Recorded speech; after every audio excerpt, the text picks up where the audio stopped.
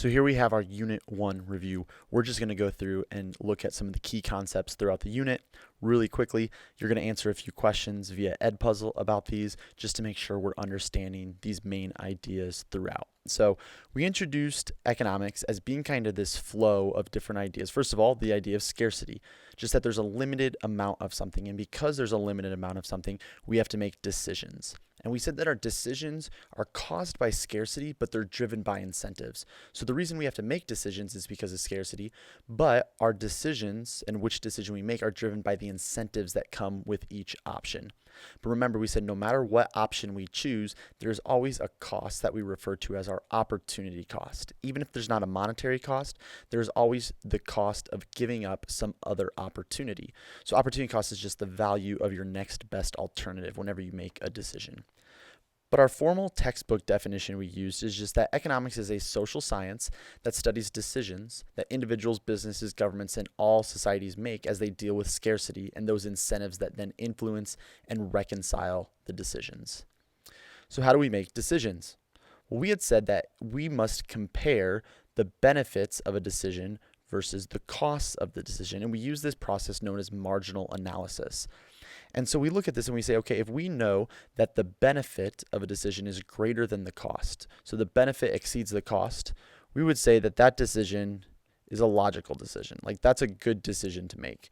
It's a logical one. If we have a decision wherever the cost outweighs the benefit, we would say that is not logical, right? That's not a good decision to make because it's going to cost us more to make that decision than the benefit we're going to receive.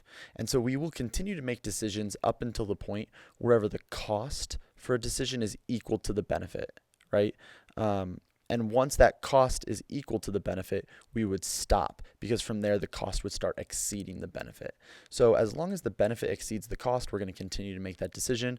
Once they're equal, that's when we'll start to rein in our decision making, because when that cost exceeds the benefit, we're losing out, and that is not a logical decision. But tying in with this idea of opportunity cost, we brought up this acronym known as TINSTOFL. There's no such thing as a free lunch.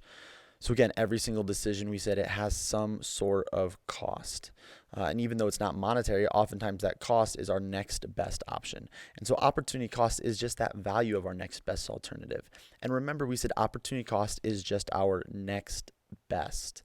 It is not all of our other decisions. It's just the next best thing, the other thing we could have been doing with our time, or that one other thing we could have been doing with our money. When you walk into a store and you have to choose which shirt to buy, it's only, shirt A versus shirt B, not shirt A versus B and C and D and E, because you couldn't have afforded all of those. It was just the next one you could have afforded. So opportunity cost just is the value of our next best alternative. And we talked about also that societies, just like we are faced with scarcity, societies as a whole are faced with scarcity when it comes to those resources or those factors of production. And we said the factors of production are capital, entrepreneurship, land, and labor. And these four resources go into the production of goods and services.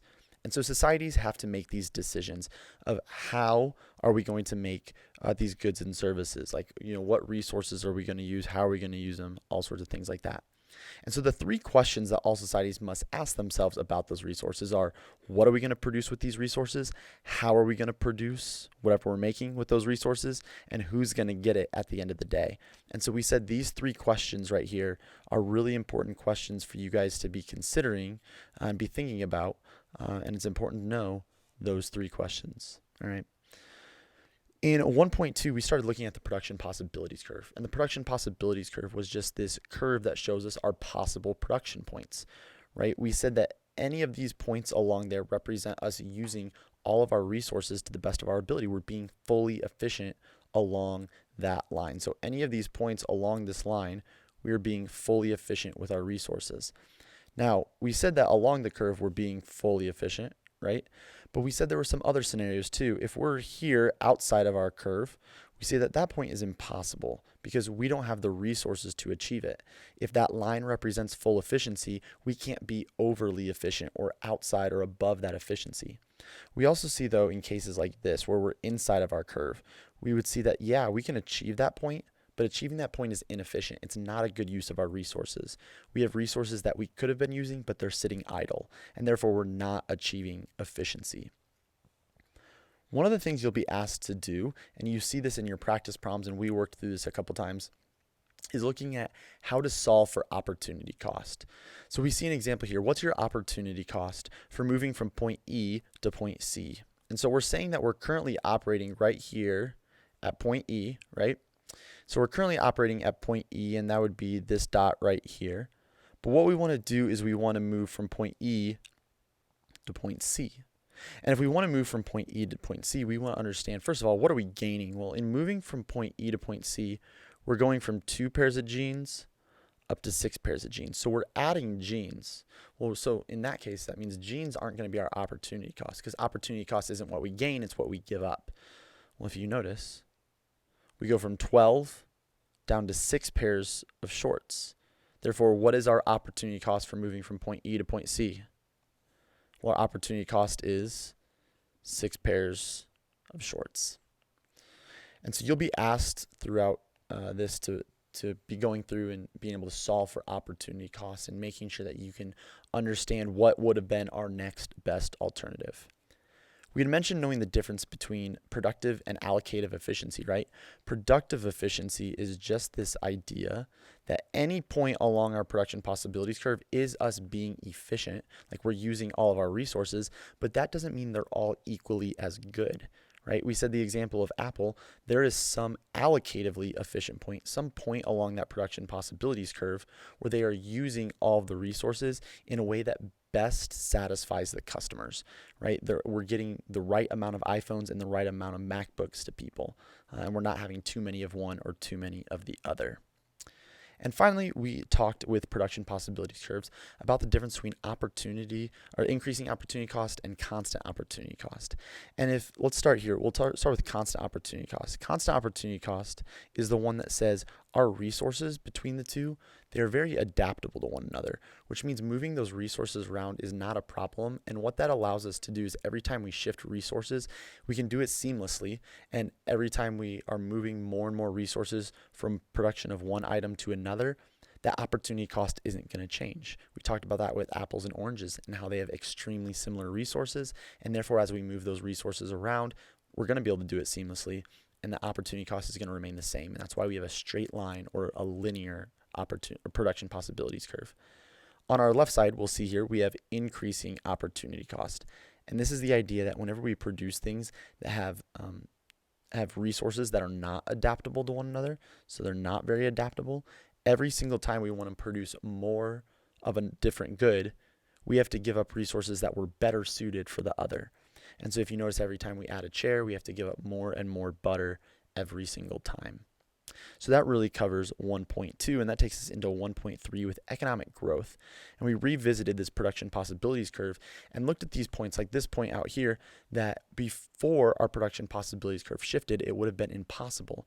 But over time, as we're able to increase our output, what we were able to do is achieve points that were once impossible, and now they are possible. Now they fall within our production possibilities curve. But what causes economic growth to happen? Well, we said it can really happen in one of 3 ways. We said it could be an increase in the quantity of our resources, the increase in the quality of our resources, or an increase in technology. Now, all 3 of those require us to add something. But we said there's an exception to the rule, and that exception to the rule is trade, right? Because with trade, we don't have to add anything. We don't have to buy more stuff. We don't have to gain more stuff. All we have to do is shift things around. And so what that means is, if I'm relatively or comparatively better at something than someone else is, what we would do is we would specialize and then trade, right? We would specialize in what we're better at and trade. And we called that idea of having a comparatively better ability to do something, we called that comparative advantage. And really what we said that is the ability to produce at a lower opportunity cost. And while absolute advantage is great for us to understand and know, because that's just being able to produce more of a product, comparative advantage shows us who can produce and give up less in the process. That same idea we talked about with the teaching example, right? By me teaching economics, I don't have to give up much of other subject matters because I don't know a whole ton about, art or I don't know a whole ton about biology. So for me to learn and teach economics, we're not giving up all that much biology education. So I'm comparatively better at economics because I'm giving up a lot less of other stuff. But let's take a look at some examples of this. Let's say we have two countries and they're producing cars and they're producing trucks, right? Well, let's take a look here. Who has the absolute advantage in the production of cars? Well, if we look at this, country A can produce 150 cars, country B can produce 120. So we'd say country A has the absolute advantage in the production of cars. Well, what about in the production of trucks? Well, again, we see that country A can produce 120, country B can only produce 80, so country A can produce more. But we said absolute advantage is not the end all be all. What we really want to be able to focus on is having a comparative advantage. So whenever we work through comparative advantage, remember we kind of set up these two things equivalent to one another. So for example, for country A, we're going to set their amount of cars equivalent to the amount of trucks. So 150 cars equal to 120 trucks. But since we want to know the comparative advantage for cars, we want to get this down to just say one car right here. And so what do we have to do? Well, in order to get there, we would have had to divide both sides by 150. So we have 120 over 150 trucks. And so what we find out the opportunity cost is one car is equivalent to 120 over 150, or 4/5 of a truck.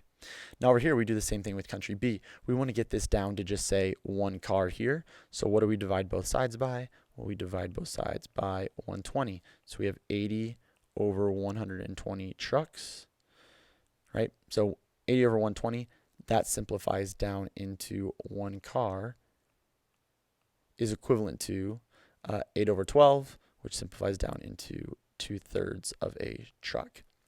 And so we look at this and we want to say, okay, looking here, who can produce a single car and give up fewer trucks in the process? Well, 4/5, I kind of like to see it as a decimal. It helps me out, is 0.8. 2/3 is 0.67. So we can see that country B, since country B is giving up fewer trucks, they have the comparative advantage in the production of cars, because for every car they produce, they're giving up fewer trucks to do so. And then we just do it the other way when it comes to trucks, right? What do we, like, let's look here at country A, right? We set their productions equivalent, they're two extreme ends of their production possibilities curve. And we said, okay, country A, we see 120 trucks there is equivalent to 150 cars, but let's get this to say one truck. What do we divide both sides by? We divide both sides by 120. So we have 150 over 120, which simplifies down into one truck is equivalent to 5/4 of a car. And remember, you notice it was just the reciprocal from what we had on the previous slide. Now we have 80 trucks is equivalent to 120 cars, and we want this just to say one truck. So we divide both sides then by 80. So 120 divided by 80, and we get one truck here is equivalent to 3/2 of a car. Now again, sometimes it's easier to put this as decimal, so we know this is 1.25. We know that this is 1.5. And so we can see that country A is giving up fewer cars for every truck that they want to produce. So country A has the comparative advantage because they can give up fewer cars to produce a single truck. So finally, 1.4, wrapping up 1.4. We talked about the difference in how these questions of what, how, and for whom to produce, how those are answered. And we said that really it comes down to the government's involvement. So the government having total control in the economy is known as a command system, where the government decides what, how, and for whom we're producing. We say that whenever there's no government control in true laissez-faire capitalism, we see that the buyers and sellers are determining what, how, and for whom the country is producing. So a command system, we're saying the decisions are being made for the people, not by the people, while in a completely free economy, we see the decisions are being made by the people, not for the people. But we said the United States falls somewhere in the middle, because in the United States, we have a little bit of a mixed market system. Because while most decisions are being made by buyers and sellers, we do see that in the United States, the government does play a pretty active role. They do it through taxes. They do it through setting rules and regulations. They do it through setting things like minimum wage and other price controls. They redistribute income through taxes. And we saw some of these other characteristics of the mixed market economy that we see and that a lot of developed countries have as well. And we ended with the circular flow model. So I actually switched it up versus what you saw in your notes, but we can work through this pretty easily if we want to understand how individuals and firms interact with one another. So let's start here in the product market. Looking at this flow of this arrow right here, what is it that flows from businesses to households and individuals? Again, we have to follow the arrows. I don't want you to look at your notes and say, wait, why did all of a sudden get different? Well, it got different because these things moved places. The individuals and households flips places with the firms and businesses, but we still understand the relationships, right? So what flows from businesses to individuals? Well, we see it's goods and services. So I'm going to abbreviate it as G and S for goods and services. Now, do individuals receive those for free? No, they have to pay money. So we have to spend money in order to get those. So we have consumer spending there, and businesses view this as their business income, right? They view this as the money they make for selling goods and services. So again, if you notice, we have the flow right here of stuff going to individuals, and then in response, individuals pay money for those goods and services to the businesses. Now on the flip side, we have the factor market down here. Now again, we have to follow the arrows. What do individuals send to businesses through the factor market? Well, again, like when you go to work, you sell your labor. And so, well, the way we can look at this is we say that individuals are sending resources. Resources is just another name for the factors of production. Okay. So they're sending resources. That's why it's the resource market. Now, you're not just going to show up at work for free. Businesses, in response, they pay for those resources, and that's what is their production cost. Right? But you and I don't view that money as production costs. We view that money as our personal income. So again, this might look a little bit different than what it looked like on your notes, but the reason is that the firms and businesses and the individuals and households, they switch spots. And so what we have to do is we just have to follow the arrows through the different markets, right? And as long as we understand these relationships, we will be completely fine. So as long as we understand the relationship here, that in the product market, individuals are buying goods and services.